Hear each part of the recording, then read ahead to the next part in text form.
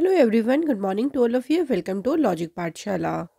आज के इस वीडियो में हम कवर करेंगे 9 जनवरी के इम्पॉर्टेंट करंट अफेयर्स के क्वेश्चंस। फ्रेंड्स, इस वीडियो का पीडीएफ आप लोगों को मिल जाएगा टेलीग्राम ग्रुप से लॉजिक पाठशाला 16, जिसका लिंक दिया गया है डिस्क्रिप्शन बॉक्स में। और फ्रेंड, डेली करंट अफेयर्स के साथ साथ हम रेगुलर आपको कवर कराते हैं स्टैटिक जीके के क्वेश्चंस भी, ताकि हम साथ ही में फ्रेंड्स अपने स्टैटिक जीके के क्वेश्चंस को भी प्रिपेयर करते रहें। तो चलिए फ्रेंड्स, आज के इस इम्पॉर्टेंट सेशन को शुरू करते हैं एक मोटिवेशन कोट से। तो फ्रेंड्स देखिए, आज का मोटिवेशन कोट है, don't let your victories go to your head और your failures go to your heart. कभी भी देखिए अपनी विक्ट्री को ना सर ना चढ़ने दे और कभी भी अपने फेलियर को दिल तक ना लेके जाए, क्योंकि कई बार ऐसा होता है कि हम विक्ट्री जब हमारे सर चढ़ जाती है तो हम बहुत ओवर कॉन्फिडेंट हो जाते हैं और फिर हम अगेन काम को सही से नहीं करते। तो फ्रेंड्स, हमेशा एक सटल रहें, बिल्कुल अपनी विक्ट्री को ज़्यादा भी ना सर पे चढ़ने दे और फेलियर से इतना ज़्यादा निराश ना हो, उससे सीखें और दोबारा से आगे बढ़ें। सो फ्रेंड्स, आज है 9 जनवरी। आज का इम्पॉर्टेंट डे है प्रवासी भारतीय दिवस। ये बहुत इंपॉर्टेंट है, काफ़ी ज़्यादा एग्जाम में पूछा जाता है। प्रवासी भारतीय दिवस मनाया जाता है 9 जनवरी को। इसे नॉन रेजिडेंट इंडियंस डे यानी NRI डे भी जो है इसे कहा जाता है।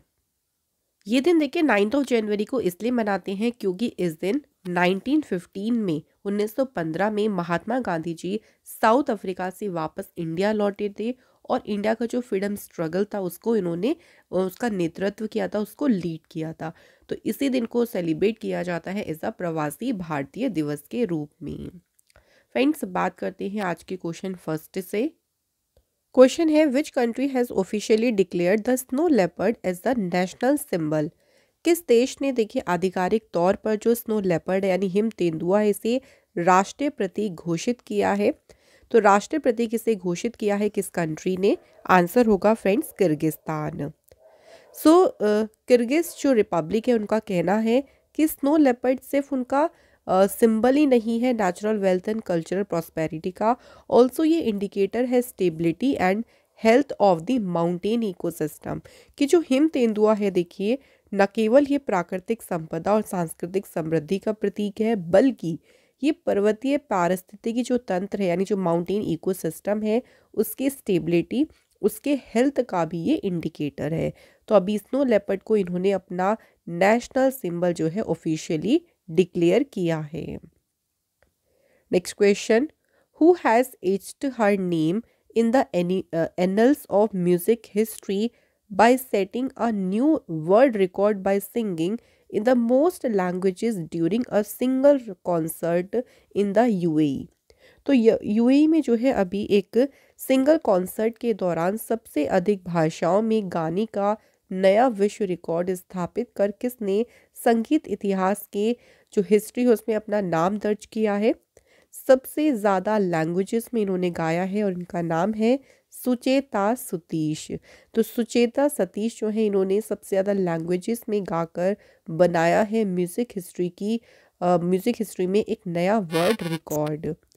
सुचिता ग्राउंड ब्रेकिंग जो परफॉर्मेंस रही थी वो was part of a concert for climate. तो कॉन्सर्ट एक क्लाइमेट को लेके कॉन्सर्ट हुआ था जिसमें इन्होंने जो है अपनी परफॉर्मेंस दी थी। ये एक यूनिक इनिशिएटिव का था जिसका उद्देश्य क्या था? At raising awareness about the critical issue of the climate change. तो इस कॉन्सर्ट का पूरा उद्देश्य क्या था कि क्लाइमेट चेंज यानी जलवायु परिवर्तन का जो इशू है, मुद्दा है, उसके बारे में जागरूकता बढ़ाना। और इसी उद्देश्य से जो है ये कॉन्सर्ट हुआ था क्लाइमेट को लेके और इसी कॉन्सर्ट में भाग लिया था या पार्टिसिपेट किया था सुचेता सतीश ने और वहीं इन्होंने सबसे ज़्यादा लैंग्वेजेस में गाकर बनाया एक नया world record. Next question, Ayodhya airport has been renamed dash reflecting the historical and cultural significance of the region. अभी देखिए अयोध्या एयरपोर्ट जो है इसका नाम बदल कर क्या कर दिया गया है? तो सिंपल याद रखिएगा, जो अयोध्या हवाई अड्डा है इसे नया नाम दिया है महर्षि वाल्मीकि इंटरनेशनल एयरपोर्ट।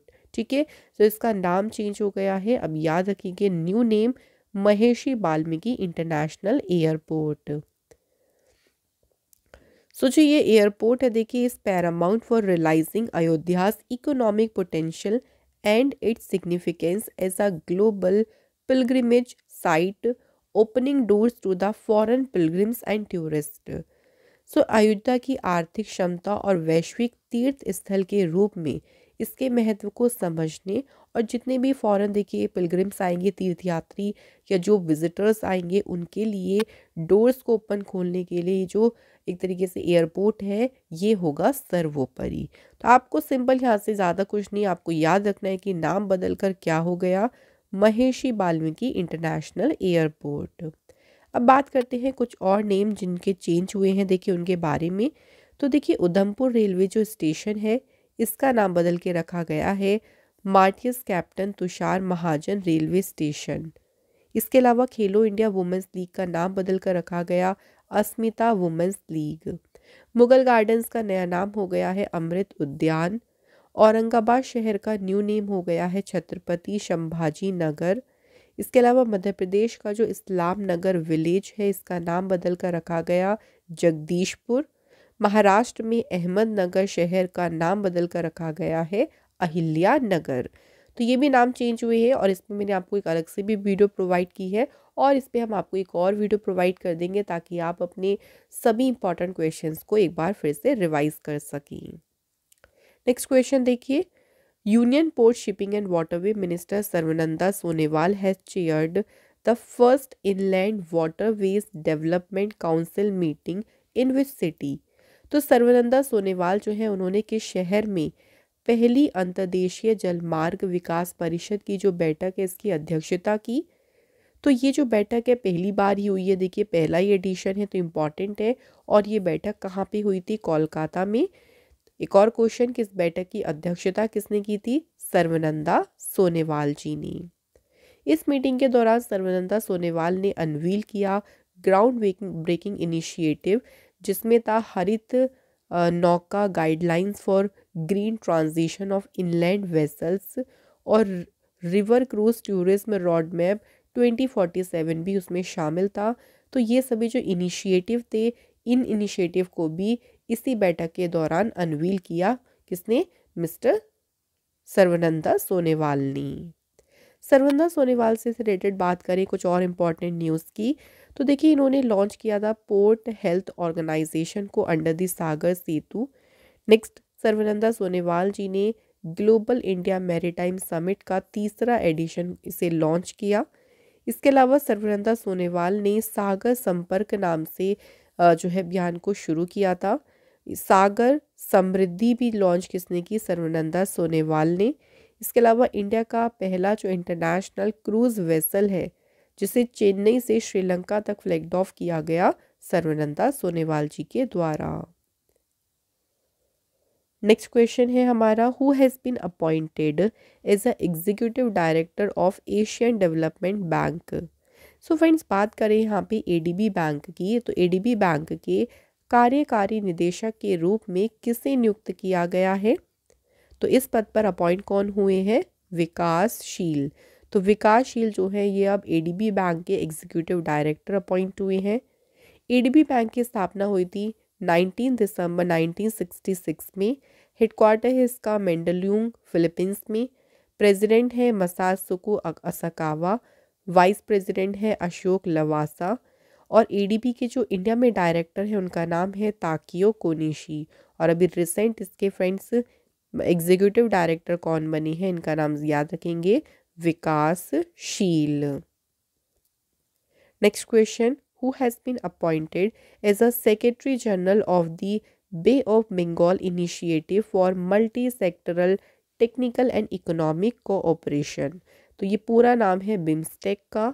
तो अभी बिम्स्टेक में देखिए अगर बात करें तो इसके महासचिव यानी सेक्रेटरी जनरल कौन बने हैं? तो बिम्स्टेक के सेक्रेटरी जनरल पद पर अपॉइंट हुए हैं इंद्रमणि पांडे। इंद्रमणि पांडे जो है इन्होंने तेंजिंग लेकफेल जो है इन्हें सक्सीड किया है, जो कि भूटान के हैं और बने बिम्स्टेक के 4th सेक्रेटरी जनरल। इनका जो पीरियड रहेगा वो 3 सालों की अवधि के रहेगा, यानी 3 सालों तक ये जो है इस पोस्ट पर बने रहेंगे। तो आपको याद रखना है कौन से नंबर के सेक्रेटरी जनरल हैं ये? 4th नंबर की। अब यहाँ बात करेंगे बिम्स्टेक की। तो पहली ही बात इसका आपको याद रखना है पूरा नाम। Bay of Bengal initiative for multi sectoral technical and economic cooperation, स्थापना हुई 6 जून 1997 में। हेडक्वार्टर है ढाका, बांग्लादेश। मेंबर्स कितने हैं? 7। बांग्लादेश, भूटान, इंडिया, म्यांमार, नेपाल, श्रीलंका और थाईलैंड। और अभी सेक्रेटरी जनरल बने हैं इंडिया के इंद्रमणि पांडे। नेक्स्ट क्वेश्चन है, who won the best director motion picture award at the golden globes 2024? अभी देखिए रिसेंट दिए गए हैं गोल्डन ग्लोब अवार्ड्स, और इन्हीं अवार्ड्स में बेस्ट डायरेक्टर मोशन पिक्चर का जो अवार्ड है किसने जीता? तो फ्रेंड्स ये अवार्ड जीता है क्रिस्टोफर नोलन। तो ये है क्रिस्टोफर नोलन जिन्होंने जीता है best director motion picture award. Golden globe जो अवार्ड्स हुए थे उनका कौन सा एडिशन हुआ है इस बार? 81st addition. कहाँ पे हुए? कैलिफोर्निया में। अब कुछ और विनर्स की बात करेंगे क्योंकि ये भी पूछ सकते हैं देखिए एग्जाम में। तो सबसे पहले है देखिए बेस्ट फिल्म ड्रामा कैटेगरी, तो इस फिल्म में अवार्ड मिला है किसे? ओपनहेमर को। बेस्ट फिल्म म्यूजिकल और कॉमेडी की बात करते हैं तो इसमें बात करें गोल्डन ग्लोब अवार्ड मिला है फिल्म पुअर थिंग्स को।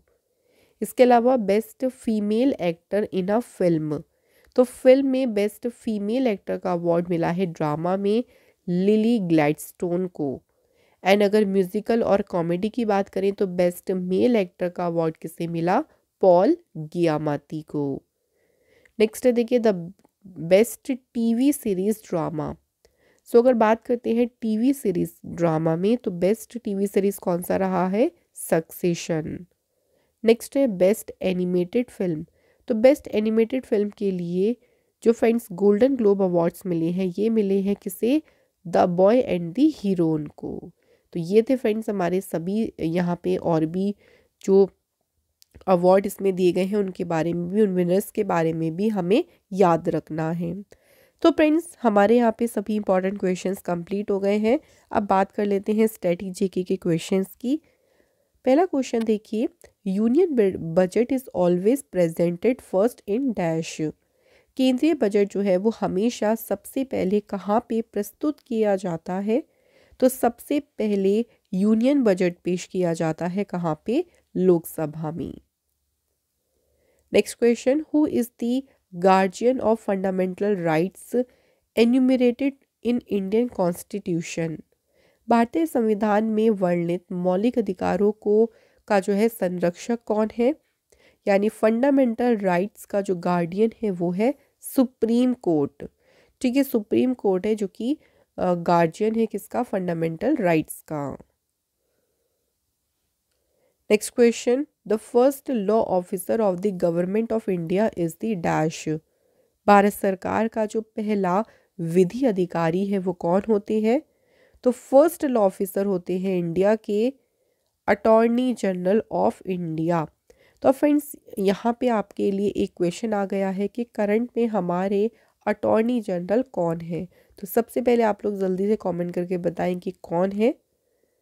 Next question, right to property was removed from the list of fundamental rights during the rule of dash. तो किसके शासनकाल के दौरान संपत्ति के अधिकार को मौलिक अधिकारों की सूची से हटा दिया गया था? तो ये किसके शासनकाल में हुआ था? मोरारजी देसाई गवर्नमेंट के टाइम ऑफ पीरियड पे। नेक्स्ट क्वेश्चन है, article 1 of the constitution declares India as. So संविधान का जो आर्टिकल 1 है ये भारत को फ्रेंड्स क्या घोषित करता है? तो इसने भारत को कहा है यूनियन ऑफ स्टेट्स। तो फ्रेंड्स हमारे हो गए हैं सभी आज के इम्पोर्टेंट क्वेश्चंस कंप्लीट। अब फ्रेंड्स बात कर लेते हैं रिवीजन क्वेश्चंस की। तो यहाँ से फ्रेंड्स हम कल के क्वेश्चंस को देखिए अच्छे से रिवाइज करेंगे। पहला क्वेश्चन देखिए, India and which country have played the shortest test ever in their 147 year history. अभी तक का ये सबसे छोटा टेस्ट मैच खेला है भारत और किस देश ने? तो ये टेस्ट मैच हुआ है इंडिया और साउथ अफ्रीका के अगेंस्ट।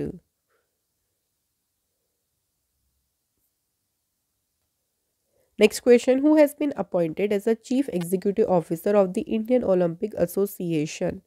भारतीय ओलंपिक संघ के मुख्य कार्यकारी अधिकारी के रूप में अपॉइंट हुए हैं रघुराम अय्यर। नेक्स्ट देखिए, who has been appointed as MD and CEO of the national investment and infrastructure fund limited. तो आईआईएफएल जो है फ्रेंड्स, यानी नेशनल इन्वेस्टमेंट और इंफ्रास्ट्रक्चर फंड लिमिटेड, अभी इसके एमडी सीईओ जो है कौन बने हैं? तो फ्रेंड्स इसके एमडी सीईओ बने हैं संजीव अग्रवाल। नेक्स्ट क्वेश्चन देखिए, अभी नेवल स्टाफ के वाइस चीफ कौन बने हैं? तो नेवल स्टाफ के उप प्रमुख के रूप में नियुक्त किया गया है किसे? दिनेश के त्रिपाठी को। नेक्स्ट क्वेश्चन देखिए, who has been appointed as the MD and CEO of the national asset reconstruction company. So national asset reconstruction company के एमडी सीईओ के रूप में फ्रेंड्स किसे अपॉइंट किया गया है? पी संतोष को। नेक्स्ट क्वेश्चन देखिए, 36 year old mail sloth bear जिसका नाम पूछा गया है, जिसकी अभी डेथ हो गई ऑर्गन फेलियर की वजह से, कहाँ पे? वन विहार नेशनल पार्क भोपाल में। तो बात करें जो 36 year old mail sloth bear है, क्या नाम था इस बियर का? तो फ्रेंड्स यहाँ बात करते हैं, इस भालू का नाम रखा गया था बबलू।